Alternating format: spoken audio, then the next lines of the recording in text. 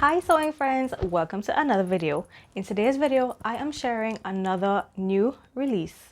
This is the Pattern Scout ROMY wrap top and dress.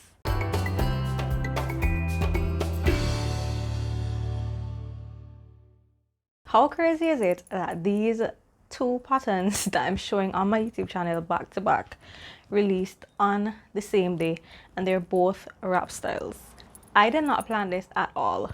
Total coincidence. I happen to be a tester for both patterns and they both chose the exact same release date. I hope you're not hearing my earrings jingling, because I'm hearing them jingling a lot and the mic is pretty close to the earrings.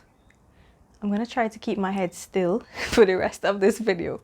So this is only the second time I'm working with a Pattern Scout pattern.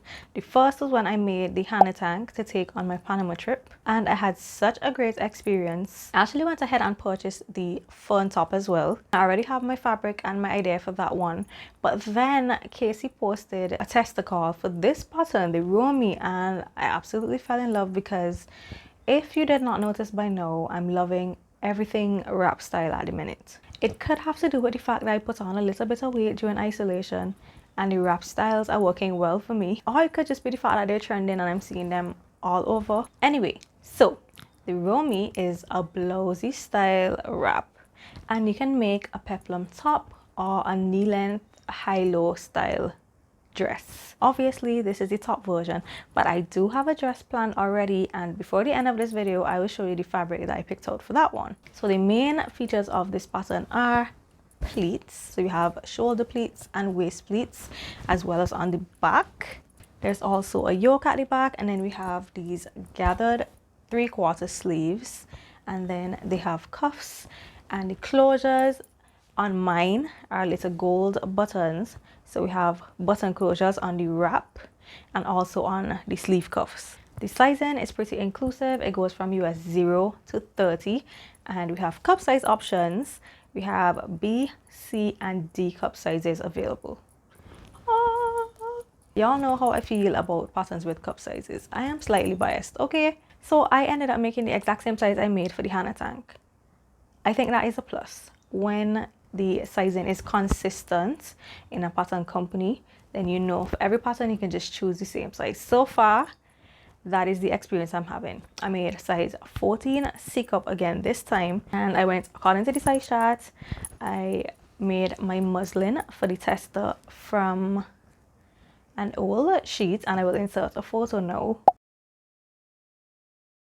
And for the test I made my usual bodice adjustments, and everything worked out perfectly, so I felt pretty confident cutting straight into my final fabric. Even before I was able to cut into this fabric, Casey updated the pattern based on our feedback and experiences, so I ended up not having to do my usual bodice adjustments for the final. So the only alteration I made to this is that I shortened the sleeves by 1.5 inches. The pleats are obviously what give the ease for the bust, and then the back, I don't know if you could see that it's blousy. Oh yes, I did make one other adjustment, I forgot. So I made a 1/2 inch sweep back adjustment, and you can see that I still have some blousiness in the back even with the sweep back adjustment.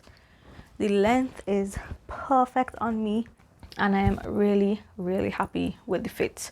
There's also a snap closure right here sewn into the facing, so that you don't have to worry about the wrap opening. I am so proud of this make, and I made this in one day. I got up early and started working on this because I knew I wanted to do the photo shoot in the evening, so I just pushed for the entire day, and I really took my time on it as well. I did not rush because I wanted everything to be really neat, and I'm super proud of this. I'm so proud of my sleeves. I think I can give you one up close of the pleats on the sleeve and the cuff with the button. There is a continuous lap placket.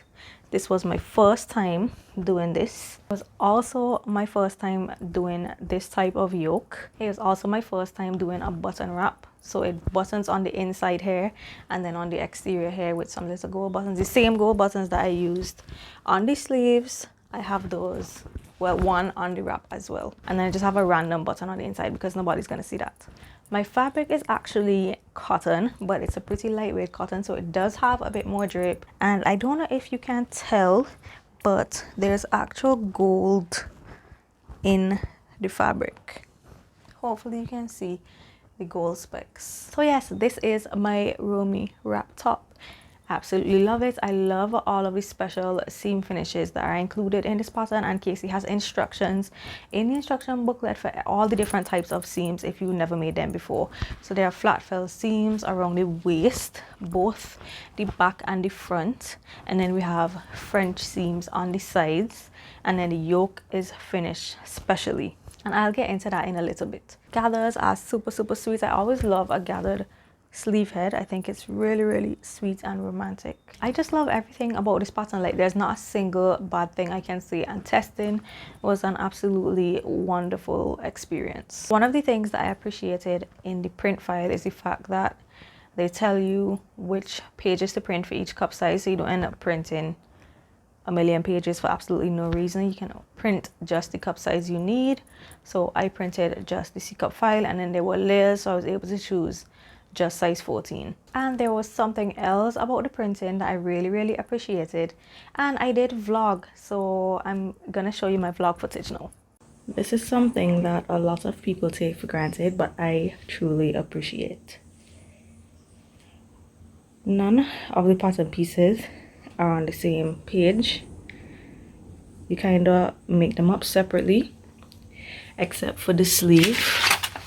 So with the sleeve, you can see that the end of the sleeve and the cuff shares a page, and then this top part of the sleeve and the binding and the cuff, so these share pages, and that's perfectly fine because this is still a pretty small layout. And everything else you could assemble separately, and I absolutely love this. I have a pretty small table, and not having to fight up with, imagine the size of this pattern if all of these pieces were joined together, and I had to assemble that on this. As you can see, the skirt piece alone takes up my table. So I am so grateful when pattern companies do this, so I could just assemble each piece separately, and that makes cutting out so much easier as well.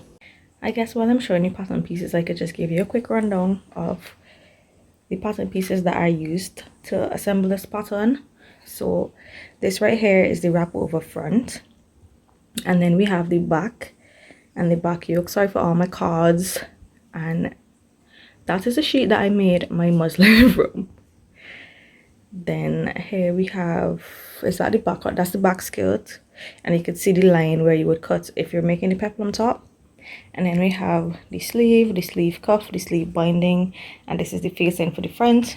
And then here we have the front skirt, and again you could see the line where you would cut to make the peplum top. One of the pluses of this pattern is the seam finishes. So this is a flat felled seam. This is what it looks like from the outside, and then this is what it looks like from the inside.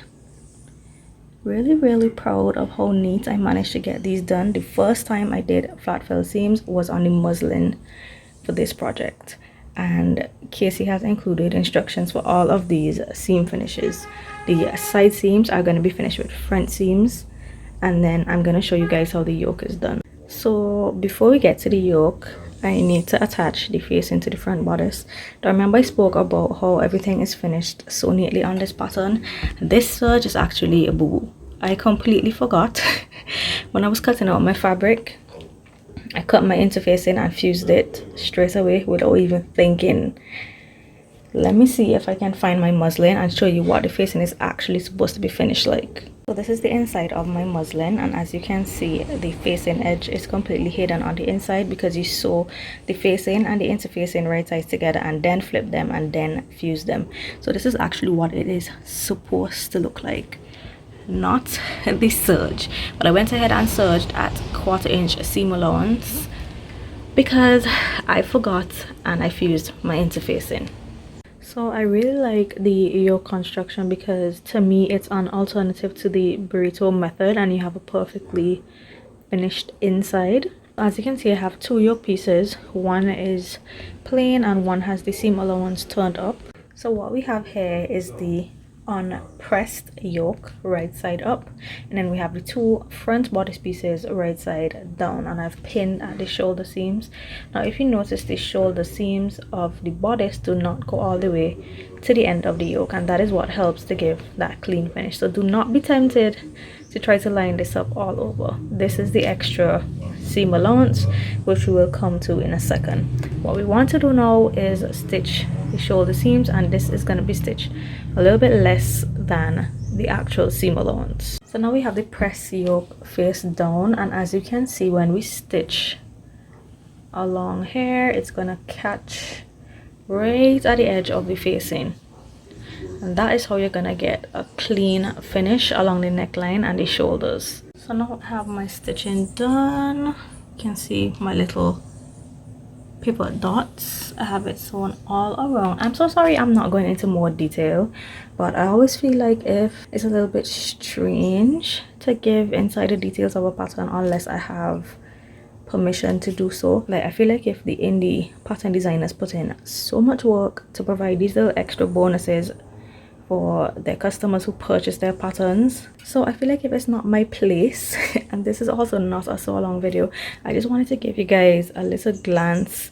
at the amazing construction of this yoke. So anyway, now I'm gonna turn this out just to make sure everything is okay in there and I didn't catch the front bodice in anyway, so I'm gonna do that now. Okay, so it's looking pretty good. So now I can flip this back over and go ahead and trim my seams and then do my top stitching.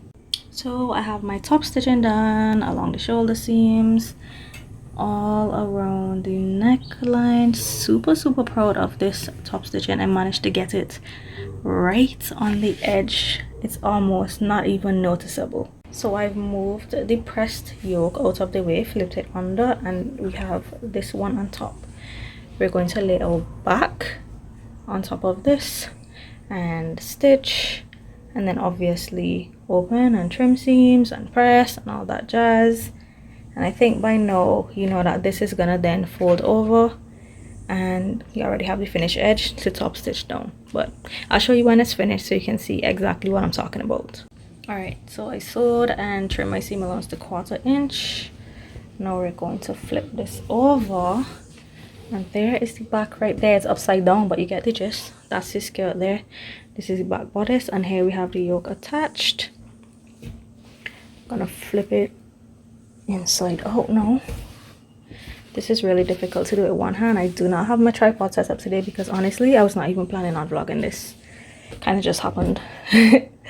Right, so this is the view from the inside, and these are the seams that I just trimmed. So I'm gonna go ahead and press my seam allowance up, and then this one that was pressed before will then cover that one, and we will top stitch and you'll have a clean finish yoke on the inside.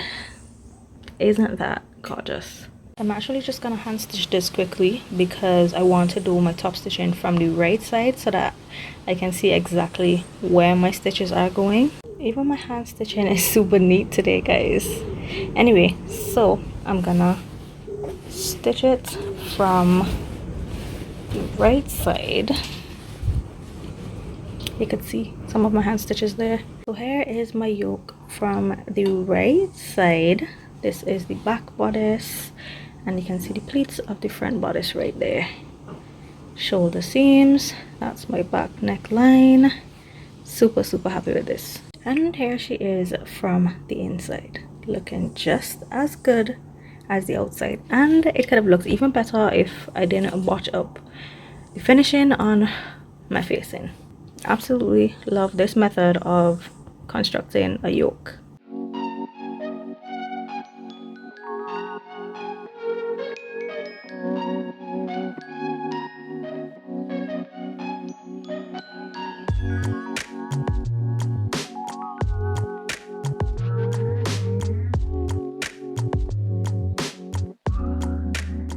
Hope you enjoyed that little sneak peek into this pattern. I am obsessed with how clean the inside is, and with all of these seam finishes, this top should last a really long time. So like I said, I did already choose my dress fabric. Do you remember that blue snake print satin I used for McCall's M8035 for Soya View last month? You guys loved that fabric so much. I went back and got the other colorway. So this is like a yellow and green mixture.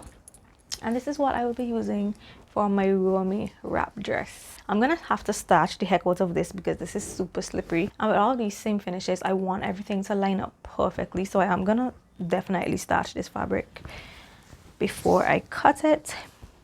But yes, this is my plan. And I think I would probably use similar buttons to these same gold ones that I used on the top. So yeah, that wraps up the Pattern Scout ROMY wrap top and dress. To recap, it's a blousey wrap. You can do peplum top or high-low knee-length dress. You have 3/4 sleeves with button closures on the cuffs, continuous lap binding, and then gathers at the sleeve head.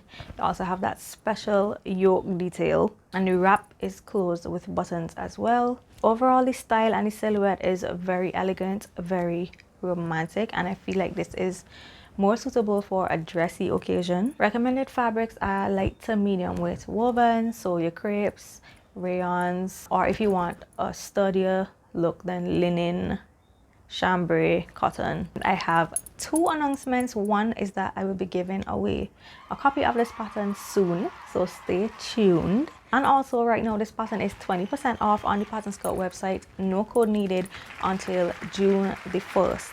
So if you like this pattern, now is the time to go and grab your copy before it goes back to regular price. Like I said before, I had so much fun testing this pattern. It was a really enjoyable experience, and working with Casey was amazing. And I think I can say without a doubt that this is a pattern company I will be supporting for a very, very long time. After my ROMY wrap dress, I have to work on my phone. It is a dress hack. But yeah, I'm rambling a bit now, so I'm gonna wrap this up. That was funny. Wrap this up. Get it?